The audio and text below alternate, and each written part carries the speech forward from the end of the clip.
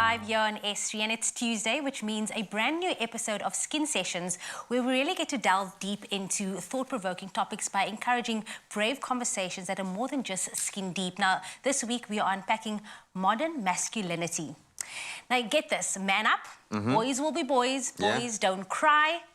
Sounds familiar? Well, these are phrases many of us are so familiar with. However, these cliched ideas with layered meanings are being re-examined as society's understanding of masculinity changes, and it's by time. Yeah, man, as it should. So because of toxic masculinity, which you would have heard bandied about quite a lot, and its unspoken expectations on men, there is this inability to be vulnerable, maybe, or to self-define what masculinity actually means, indeed what we need to retain in that concept. And while this change may be happening slowly, we need to discover what this means for men and boys being raised in today's society. So joining us today to discuss this topic are two men, actor Muzi Mtabela and our very own Ryle Demone. I figure being a guest this time, it must be nerve-wracking enough. Is it weird? It's weird, but I mean, being amidst guys like Muzi as well, I mean, it's just an absolute honor. Thank you, thank you. It's so great to connect with you for such a vitally important conversation. Obviously, I'm a boy mom, so it's good for me to also hear your opinions with regard to this. I mean, let's be honest, let's be real for a second. From the car you drive to the job you have, the clothes you wear, and even where you live, social status is often linked to material possessions. It's the reality that we're living in right now. But how has this pressure impacted you, and how can we move, and I say we as a collective, as people, move to a more valued-based approach? I think for me, what's important is self-discovery first, in order not to find yourself under unnecessary pressure. I've got my life to live, you've got your life to live, everybody else has got their lives to live. If I were to live my life according to the expectations of other people, then I'd have to find myself under pressure to buy things that I can't afford to impress people who probably don't even like me.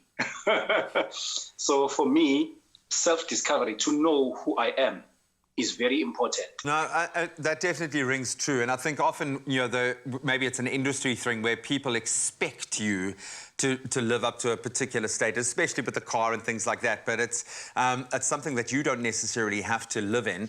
And Ryle, I'm going to put this to you because I think one of the things that connected you and I was this, we both kind of have this drive to really empower the people around us. And when it comes to woman empowerment, that's got to be one of the pillars within your relationship. You've got to be able to find a way to keep yourself and your own sense of self, but also empower the woman you're sharing your life with. Why is this important to you, first of all? And how do you achieve this? Are you getting it right? I think a brilliant question, Gian. I think that the entire conversation is something that needs to change, and the narrative behind it. Because even for me, growing up, seeing women as these just absolutely beautiful creatures and wanting to know how to engage with them, how to talk to them, how do I eventually get to a point where I'm like Muzi, who has a beautiful family and relationship, and that's quite intimidating. You generally then ask the question and ask your friends, how do you get involved in women, or how do I speak to them or approach them?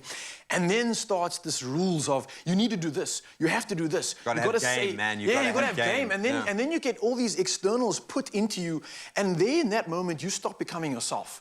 And I think that's where we already find this issue. And I love what Muzi says about first discover and understand yourself, so that you can then understand and discover those around you. And especially when it comes to women, the fact of not understanding them makes us try to create all these weird rules when it doesn't need to be that complex and complicated. It's just about opening yourself up and actually listening. I'm smiling, and I'm sure so many other women are smiling as well. But please say this a bit louder for the boys at the back, because literally it takes a man to own up to this. I'll bring it back to you. You know, on the flip side, research demonstrates that men often face backlash when they show vulnerability, when they display empathy, express sadness, and proclaim to be feminists. I mean, this is troubling as it discourages men from shifting away from toxic masculinity. How then do you think we can turn this around, and in doing so, encourage a shift in thinking? I love what the late Dr. Miles Monroe once said, that where purpose is not discovered, abuse is inevitable. We are living in very interesting times as men, where we have to define and redefine, where we have to think innovatively about what is the role of a man? Who are we? What is a man? And we also need to interrogate how things have been before. Sometimes we say our forefathers did things this way and that way, but we have to ask ourselves, was it all right in the beginning when things happened that way? So I think we live in an evolving world. What is my role? How can we be better men than our fathers?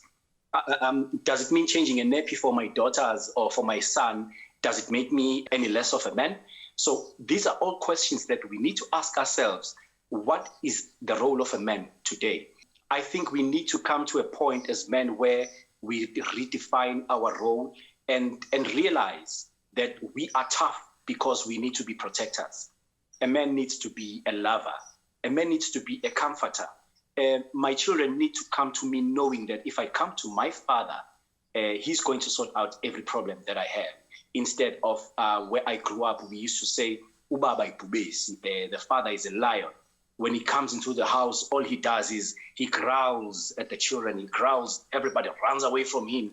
But we have an opportunity, a very golden opportunity to redefine the role of a man. In fact, I feel that men that engage in gender-based violence, men that engage in trying to suppress and oppress women and children, it's because they themselves are feeling oppressed. Yeah. And the only way they can feel and show their strength is by putting somebody else down. So those are the old beliefs that we need to challenge and ask ourselves if were they always right the way our grandfathers did what they did. And also, particularly in the Black community, we shy away from psychologists, from seeing psychiatrists, because we feel like, no, other men don't need to know about the issues of my household.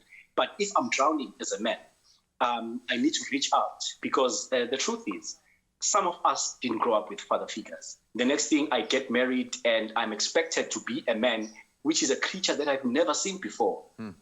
So we need each other as men. We need to help one another. I'm just going back to one thing that you said. Trust me, changing a nappy, you'll find out what kind of man you are when you get a particularly hectic nappy. You know, that's my vibe. I feel it. I'm going to, feeding off what both of you have said here, but Muzi, very much from what you were saying about the frustration when the behavior becomes abusive, there is a frustration that is driving that, and that comes from a lack of knowledge of self and self-care. So maybe, Raul, I'll put that to you. What does self-care mean to you? I think it's one of the most essential and overlooked things that we're doing, and especially in this day and age where we are dealing with so many stresses, so many obstacles, and the inevitability of ourselves getting shaken. And I really think self-care means really emptying everything out and filling up that cup with the good stuff. How are we able to help anyone else if we can't help ourselves? So I think firstly and more importantly is to come to an understanding of who we really are. Get rid of all these associative norms that have been placed on toxic masculinity and ask, what do you believe in? What do you feel, and what is it that you understand? And there's no issue with asking why.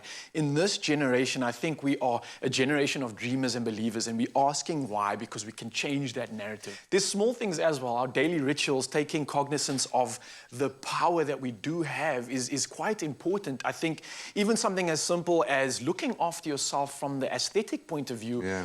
Look good, feel good. So if I'm putting my moisturizer on in the morning, like I've got my Ingram session and lathering up, that's not only a physical but a spiritual process of just preparing, filling up with the good stuff so that in those inevitable moments that we get shaken or rocked, that good stuff comes up, and that's the stuff that helps us and gets us beyond that moment. Goodness sake, moisturize, man. Yeah, man. We aren't there for ashy elbows and ashy knees. Gentlemen, thank you so much. I wish we had more time to speak to both of you. Muzi, you're amazing, and I think being in your position within the industry, you talk about so many men not having those mentors or those father figures. You are becoming that in a very broad sense for a lot of young men and creating that conversation. So thank you so much. We applaud you for doing that, man. What a pleasure catching up with you this morning. Thank you so much. Thank you. Hey, and he's a good-looking man. Yes. He's a good-looking man, eh? Well, Look listen, at that of course, smile. you at home, you can join in on the Brave conversation and tell us what are some of the ways you have embraced modern masculinity. All you have to do is reply to the competition post on the Expresso Facebook, Twitter or Instagram page, including the hashtag #YourSkinYourBrave, and you stand a chance to win a R1,000 voucher with Ingram's. And remember, those T's and C's can be found on our website, expressoshow.com. Do you want some? Ralph, you were a great guest, man. What a great guest. Thank you. Really good guest. Nourish your skin with Ingram's for Men. enriched with triple glycerine. For 48-hour moisture and no stickiness. Ingram's, your skin, your brave.